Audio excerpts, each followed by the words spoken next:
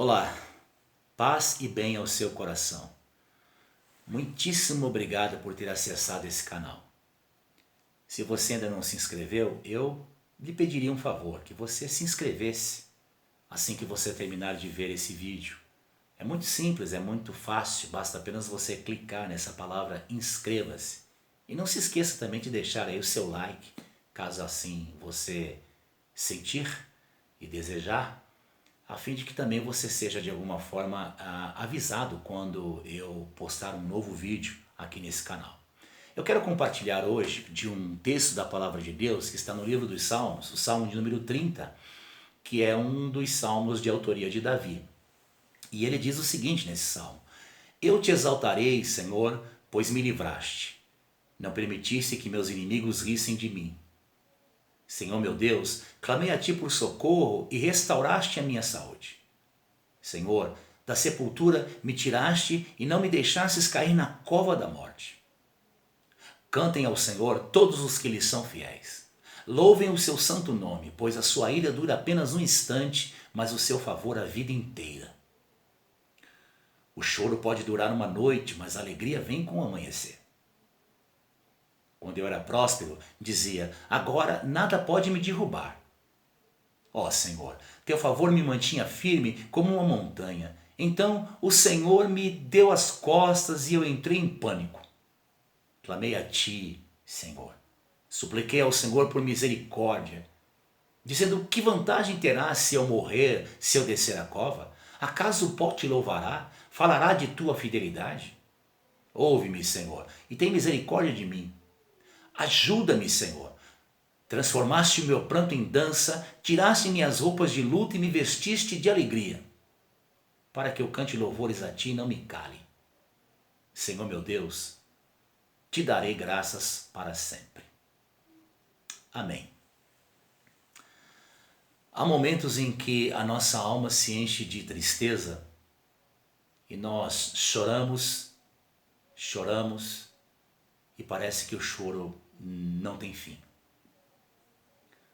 Alguém já disse que esse mundo é como um vale de lágrimas, onde muitas vezes nós não encontramos consolo para o nosso choro.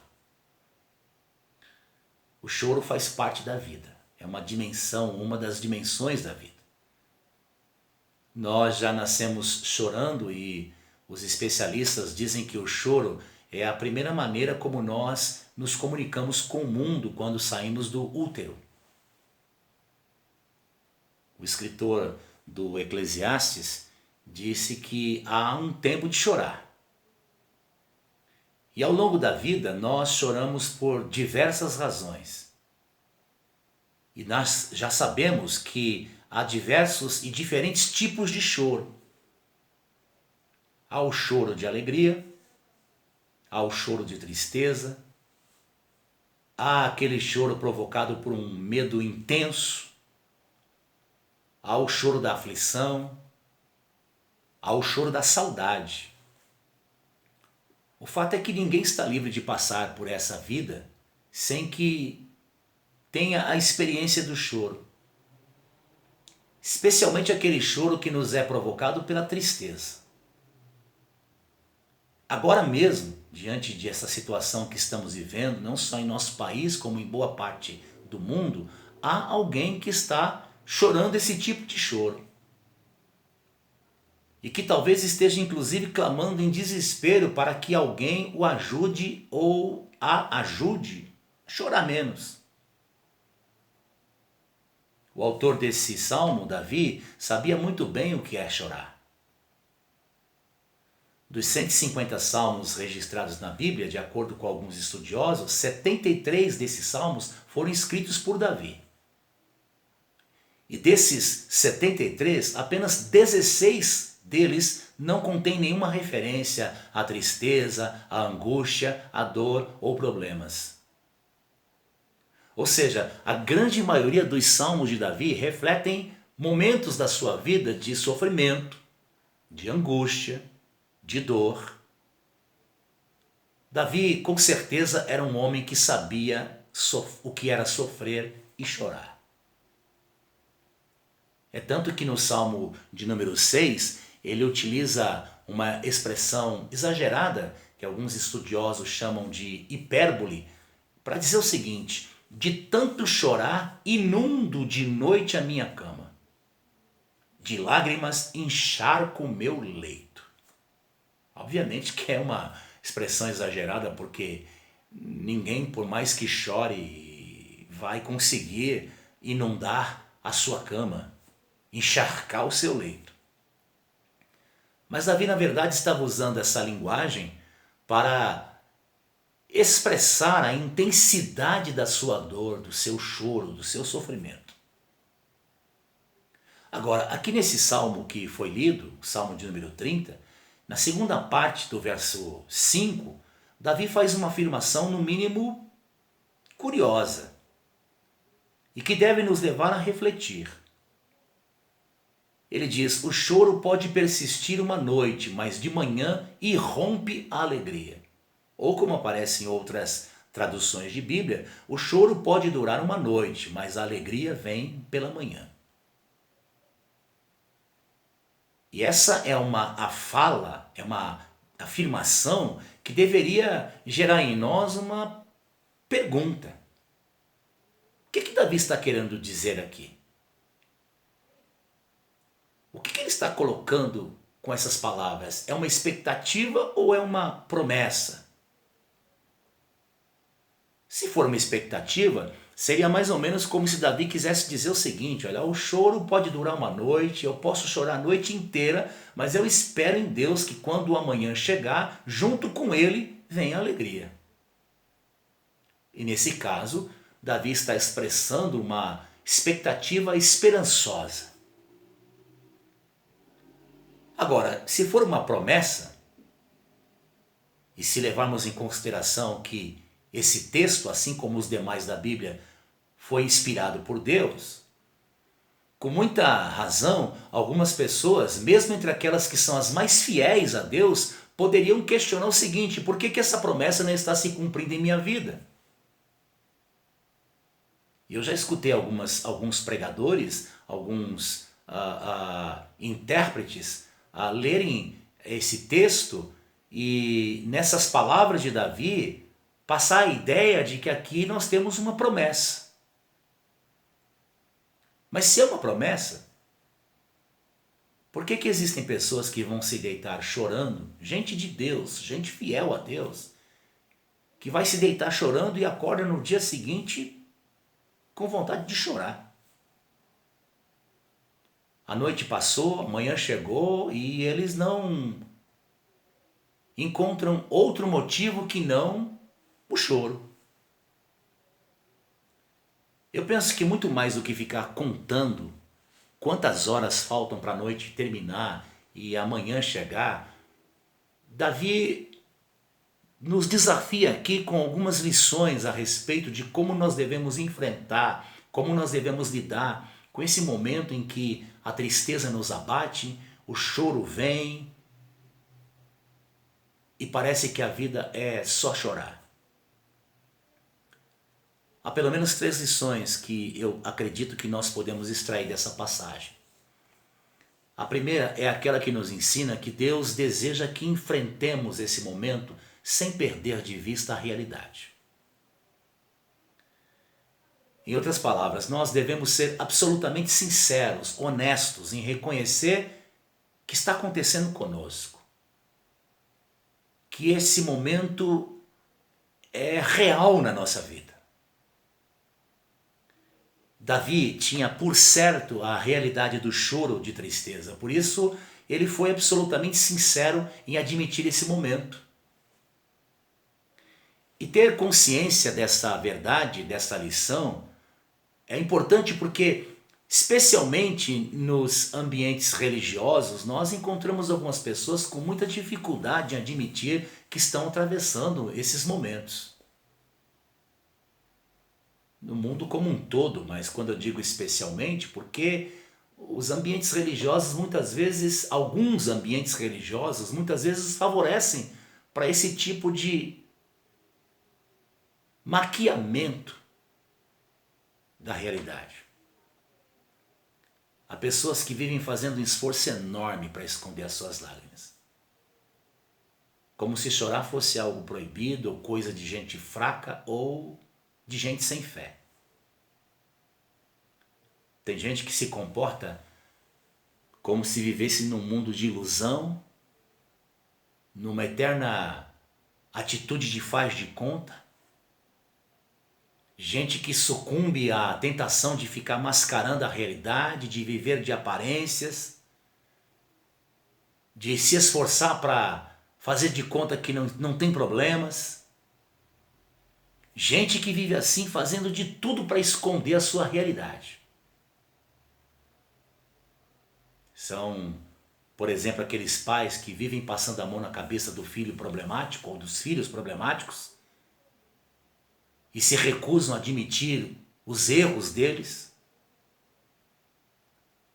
Casais que preferem viver de aparências a ter que admitir que o seu casamento está em crise. Pessoas religiosas que se recusam a reconhecer que estão precisando de ajuda, que têm problemas. Mas Davi nos ensina aqui que quando nós estamos vivendo um momento de angústia, que nos leva a estarmos abatidos, tomados pela tristeza que nos faz chorar, nós precisamos reconhecer esse momento em vez de tentar ignorá-lo. Porque nós somente conseguimos superar algo que nos incomoda quando o primeiro passo que a gente dá é o de reconhecer o problema, é o de admitir a realidade. Isso é muito diferente, inclusive, do que ensina algumas religiões, como por exemplo o hinduísmo. No hinduísmo, as pessoas aprendem que elas devem ignorar a dor. A religião hindu ensina que a pessoa precisa se desligar para poder superar a dor e aquilo que a entristece. Mas esse tipo de ensino, além de não resolver o problema, acaba sendo adoecedor. Primeiro porque é impossível nós arrancarmos de dentro de nós tudo aquilo que possa ser motivo de tristeza. Nós não podemos apagar todas as nossas lembranças, tudo que nós fizemos de ruim, as coisas tristes do passado, os traumas que experimentamos. Mas em segundo lugar, essa tentativa de se desligar para poder superar a dor e aquilo que entristece é inútil, porque quanto mais a gente gasta energias tentando ignorar a realidade, mais adoecidos de alma, adoecidos psicologicamente e espiritualmente nós ficamos.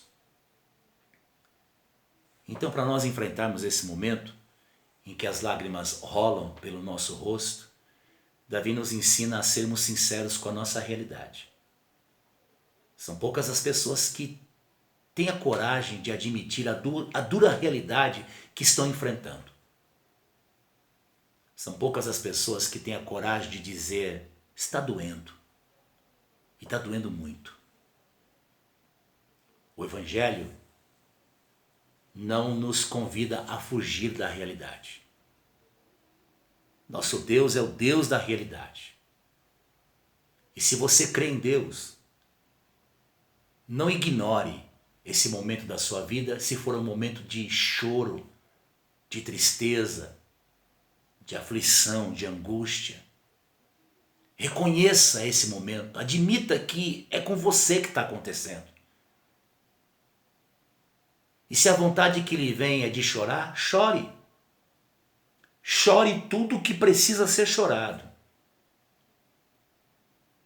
Porque ao agir assim, você não só terá a oportunidade de inclusive ver o agir de Deus na sua vida, como de inclusive ter a oportunidade de ser usado por Deus como instrumento para trazer consolo àquelas pessoas que porventura venham a experimentar e vivenciar a mesma experiência que você está vivendo agora.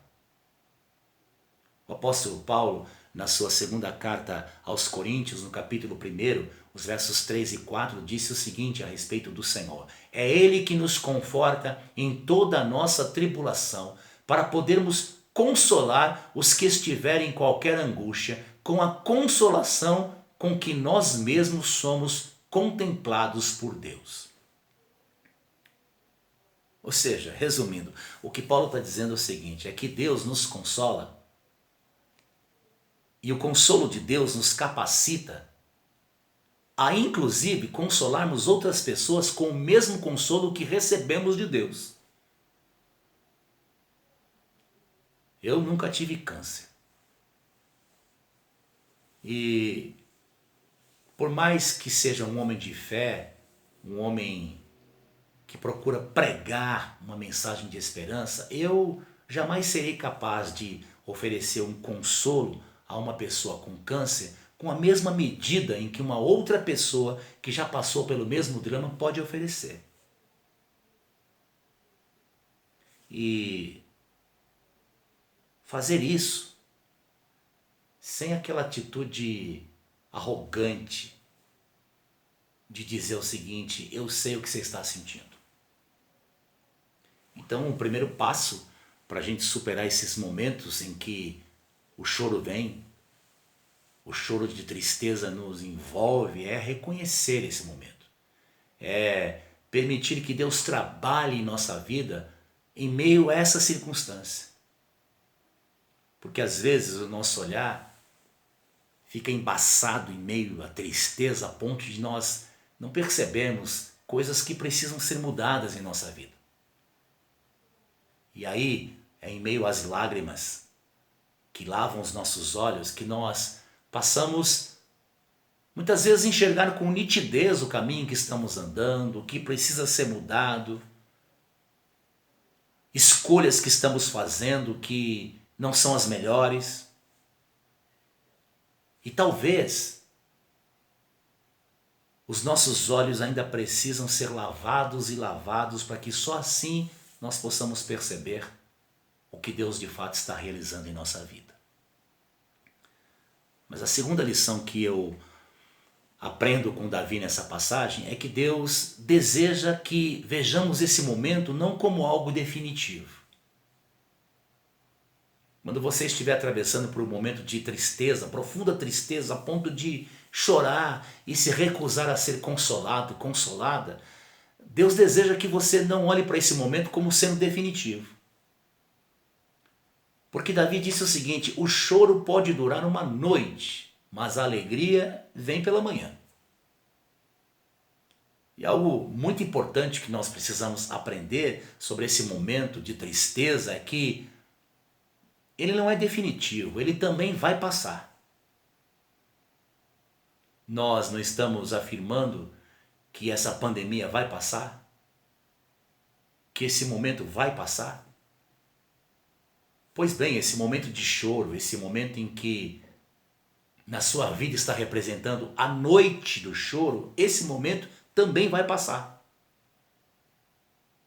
Ele está fazendo parte da sua história de vida agora, mas ele também vai passar. Porque assim como não há mal que dure para sempre, também não há choro de tristeza que não tenha fim. Há um limite. Há um limite para o sofrimento. Por isso é que na sua segunda carta aos Coríntios, capítulo 4, versículos 8 e 9, Paulo disse o seguinte, de todos os lados somos pressionados, mas não desanimados. Ficamos perplexos, mas não desesperados. Somos perseguidos, mas não abandonados. Ficamos abatidos, mas não destruídos. E toda vez que você lê esse mas, é Paulo constatando o seguinte, tem um limite. Há um limite. Então se hoje você está chorando de tristeza, eu quero lhe dizer o seguinte, esse momento de choro também vai passar. E se você crê em Deus, saiba que quando esse momento passar, você deve se preparar para algo novo. Prepare-se para o amanhã de Deus em sua vida. O seu choro de tristeza pode sim ser esse momento em que Deus está, inclusive, lhe preparando, lhe aperfeiçoando para algo melhor que Ele tem reservado para a sua vida. Por isso, preste atenção nesse momento. Preste atenção e muita atenção nessa circunstância que está lhe convidando a chorar. Pode estar doendo, pode estar sendo difícil, mas por maior que seja o grau de sofrimento que você esteja passando, saiba de uma coisa: esse momento vai passar. Deus está com você.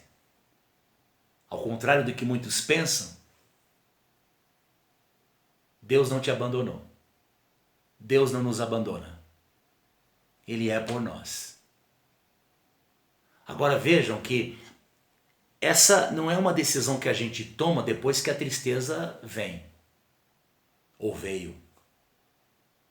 Essa é uma decisão que a gente toma antes. Porque na hora em que a tristeza vem, nós precisamos já ter firmado em nosso coração que nós vamos prosseguir. Que nós não vamos nos deixar derrotar por essa experiência. Tem um texto no livro de Provérbios, capítulo 24, versículo 10, que eu gosto muito de citar, em que o sábio diz o seguinte: se você vacila no dia da dificuldade, como será limitada a sua força? Se você vacila no dia da dificuldade, como será limitada a sua força? Então, isso requer de nós que a gente tenha uma tomada de decisão para estarmos firmes antes que esse momento do choro, da tristeza nos sobrevenha. É no dia da adversidade que nós precisamos mostrar mais do que nunca que a nossa fé não é uma fé de fachada, não é uma fé ilusória, não é uma fé de brincadeira. É no dia da adversidade que precisamos mostrar, inclusive, que a nossa esperança está em Deus e que a nossa força vem dele. Mas em terceiro e último lugar, eu aprendo com Davi que nós devemos confiar que Deus está disposto a enxugar as nossas lágrimas. Devemos confiar que Deus está disposto a enxugar as nossas lágrimas. Porque Davi reconhece que tanto o anoitecer quanto o amanhecer estavam no controle de Deus. E mais do que isso, Davi pôde experienciar o fato de que Deus habita com aquele que está triste. Deus habita com um contrito de alma. Davi, um homem de dores, um homem que sabia o que era chorar, teve a oportunidade de constatar isso. Deus está bem perto daquele cujos olhos estão marejados de lágrimas. Deus está bem perto daquele cujo semblante expressa tristeza. E isso fica muito claro nesse salmo, nos versículos 11 e 12, quando Davi disse o seguinte: mudaste o meu pranto em dança, a minha veste de lamento em veste de alegria, para que o meu coração cante louvores a ti e não se cale. Mas quantas vezes a impressão que fica é de que parece que Deus está distante, né? Parece que Deus está indiferente à nossa dor. Talvez você esteja vivendo um momento assim, que a sensação que você tem é que Deus virou as costas para você. Mas isso não é verdade. Deus está contigo. Ele é por você. A mão do Senhor continua estendida. Ele não é Deus apenas dos momentos bons e agradáveis. Ele também está conosco nas horas tristes e dolorosas. Ele não é o Deus apenas de pastos verdejantes e águas tranquilas. Ele é o Deus que está conosco e vai conosco no vale da sombra da morte. Talvez você esteja passando por um momento extremamente delicado, dificílimo em sua vida. E que lhe tem feito perguntar: será que Deus se importa? Em resposta, a palavra de Deus, o próprio Deus, me autoriza a afirmar que Deus se importa sim. Que os seus problemas ou a razão de suas lágrimas são importantes para Deus e Ele não está indiferente.